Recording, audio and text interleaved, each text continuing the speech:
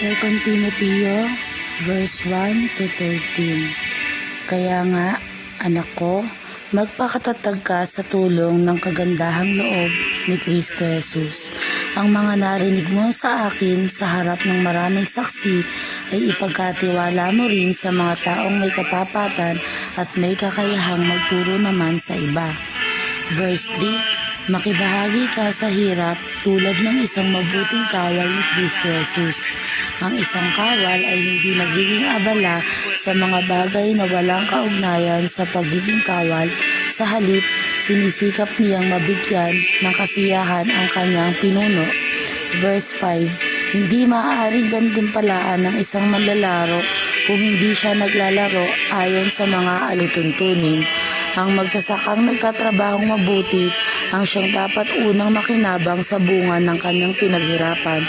Isipin mong mabuti ang sinasabi ko sa iyo at ipapaunawa sa iyo ng Panginoon ang lahat ng ito. Alalahanin mo si Kristo Jesus, ang muling ibinuhay at nagmula sa angkan ni David. Ayon sa magandang balitang ipinapangaral ko, ito ang dahilan ng aking pagdurusa at pagkagapos na parang isang kriminal.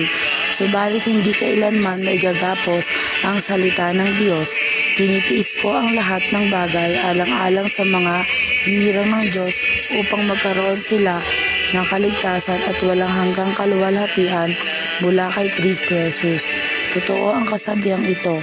Kung tayo'y namatay na kasama ni Kristo Jesus, mabubuhay din tayong kasama niya. Kung tayo'y nagtitiis ng hirap sa mundong ito, maghahari din tayong kapiling niya. Kapag itinakwil natin siya, itatakwil rin niya tayo. Kung tayo man ay hindi tapat, sila'y nananatiling tapat pa rin, sapagkat hindi niya maaaring itakwil ang kanyang sarili. Purihin ang ating Panginoon.